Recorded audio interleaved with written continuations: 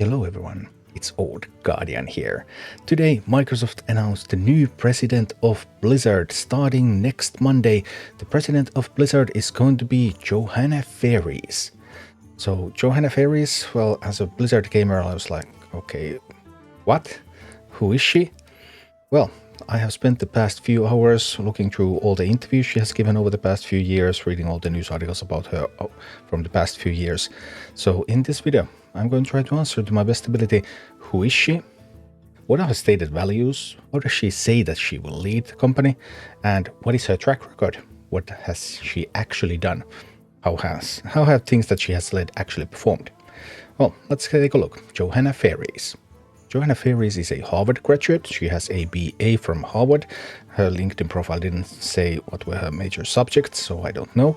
And she has mostly worked at NFL before she was headhunted for Activision. So she joined NFL in 2007 as a coordinator, then she was rapidly promoted to manager, pretty quickly to director, and then to vice president, all over a period of 6 years from 2007 to 2013. She was a vice president at NFL from 2013 to 2018, at which point she was headhunted by Activision to lead the new Call of Duty esports, which she did from 2018 to 2020. The Call of Duty League launched in 2020, so she was planning how that league is going to function first, and then she took over as the commissioner. Then she became the senior vice president, head of leagues at Activision Blizzard King from 2020 to 2021, also having responsibility for the Overwatch League at that point, which had already been running previously. And then she became GM of Call of Duty franchise from 2021 until now, and she will be president of Blizzard starting next Monday. So, okay, NFL sports experience, lots of experience in various roles at NFL, including working with clubs. So then she became naturally the commissioner and worked on getting sponsors, worked on getting franchises interested, owners interested in the league, and then GM Call of Duty. With a background in traditional sports, everyone is of course interested, okay, well, is she a gamer? Although she doesn't necessarily have to be a gamer to be in game business. Game business is no child's play. Anyway, in early interviews, many years back, she has talked about gaming with Atari, with Nintendo, with Sega. So okay, like some pretty casual gaming, definitely not something that would be associated with titles like Blizzard's. According to today's tweet, she joined Twitter today, and she is currently playing Diablo 4, Call of Duty, and Baldur's Gate 3. Well, that's quite a difference.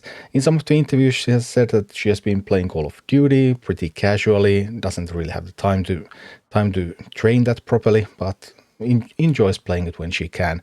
Well, playing Baldur's Gate 3, someone might say that it's great that the upcoming president of Blizzard is going to play a game that is well polished, done with care and with time, and just beautifully designed. Yeah, those can be good points to take from Baldur's Gate 3. So she is not a traditional gamer, nor is she a hardcore gamer, but she has definitely tried to pick up some games during her nowadays career in gaming. How does she see gaming as a whole? Well, she seems to see gaming as an entertainment industry. So actually, according to her, it's not that much different from NFL. It's more global, but it's all about entertainment. It's all about creating those fun experiences. And she's really excited about all the touch points in all the verticals, because when she was at NFL, that was much more limited. Like, you're very constricted in that, but gaming is everywhere. She's really excited about partnering with musicians, partnering with Hollywood talent, just spreading all over the place, and yeah, just seeing these brands and these IPs represented everywhere as a general entertainment medium that is really shared by everyone and not just hardcore gamers. Again, this is not exactly Blizzard's niche, because Blizzard has always been a little bit more about hardcore gaming experiences, but it's not terrible either. And she has definitely put in some effort into learning about games since she started at Activision, so okay, so far so good. What about her leadership style? She has talked about leadership a lot in multiple interviews in 2023, 2022, even 2019. How will she lead? She talks a lot about hyper listening. I just have to take a moment here. She also talks about hyper growth.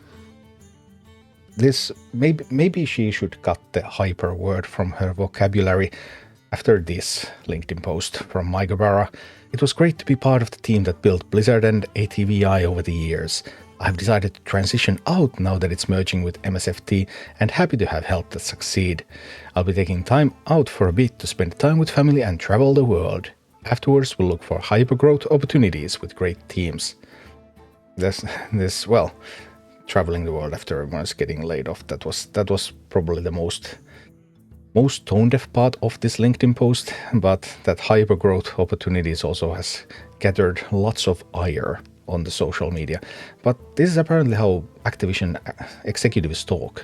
Hypergrowth, hyper-listening, hyper-focus, all words used by Johanna, by the way. Well, I hope they will create hyper-good products with all of that. Well, after that detour, what else does Johanna really say? She has talked a lot about co-creating.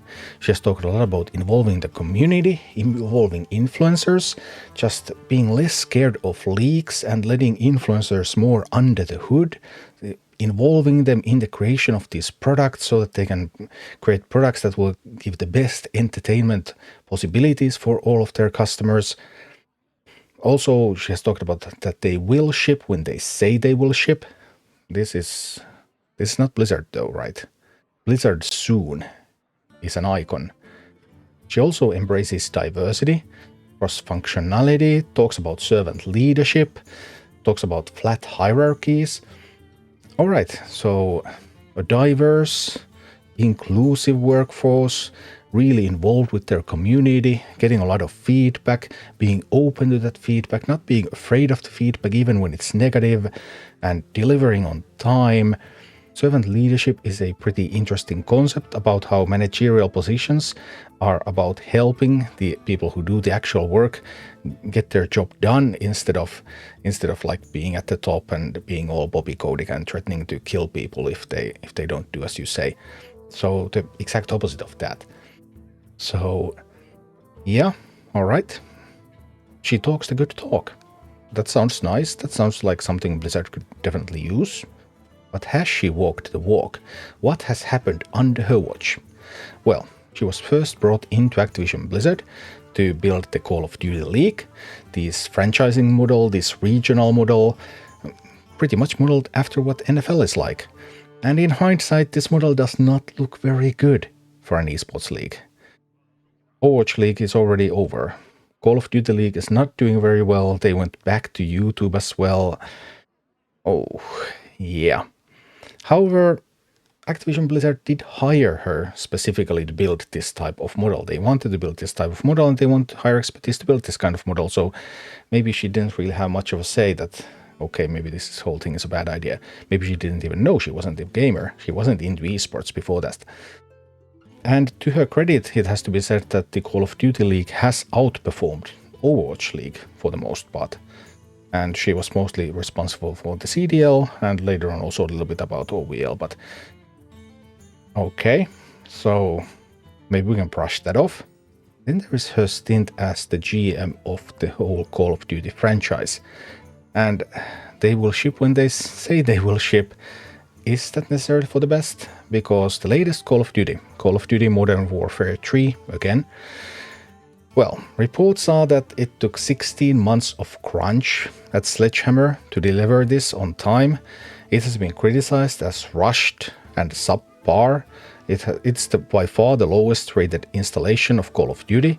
PC Gamer, and I quote, "This is a series low point." This is the only Call of Duty game that was developed completely under her watch. This is the only Call of Duty game that started when she was the GM and was released when she was the GM. Like there were other releases, of course, during her GM tenure, but they had already been started before she started in the position, so how much could she affect them? But this is what she has had the most effect in, and it's the worst Call of Duty of all time. That is not a great sign, maybe. But again, after Bobby left, we have heard a lot about how he liked to interfere with everyone's business and make crazy commands. So, okay, maybe this will all work out. And then, of course, there are the recent layoffs at Blizzard, but she's not yet the president. However, surely there have been talks about her becoming the president. And who are the people that she wants to keep? She wants to be very involved with the community. She wants to be very open to feedback. And she wants to do that by cutting community management positions and customer support from the company. Wait, that's not how you encourage feedback and get closer to your community? Or is it? Maybe it is. Who knows? Again, well, who knows how much she could really affect this? Maybe this was all from Microsoft. But yeah, 3 samples. 3 not so great examples of what has actually happened. Although compared to lots of good talk. So the big question is, will she walk the walk? Because from now on, Johanna is going to be the president. And as the president of Blizzard, she will have no excuses. Maybe all those previous issues, like she was hired by Activision to develop this kind of league, and she did, and she ran it to the best of her ability. And then Call of Duty. Maybe Bobby affected things, maybe just things had to be delivered. Who cares about 16 months of crunch and poorly finished product? That happens. And then firing all these roles that are essential according to her own values and leadership style, then yeah, maybe Microsoft forced her to do that. Or like she didn't even do it, she wasn't even in the house technically at that point. But from here on out, there's no room for excuses. Either she does as she says she will, or she doesn't, and it's all bullshit. Because what she has talked about being more open to community, being daring to open yourself to feedback, and flat hierarchy, servant leadership, these are all great things. Inclusivity, diversity. Her stated ideas could be exactly what Blizzard needs. But so far, when looking at what has happened when she has been in leadership positions, it has been exact opposite of what she says is going to happen. Well, so I don't know. I really don't know. I hope for the best. Yeah, maybe. Maybe. We'll find out within the next around a year, I guess. Thank you for watching. Click like and subscribe if you enjoyed this, and a special thanks to all of my Patreon supporters, YouTube members and Twitch subscribers who make all of these videos possible.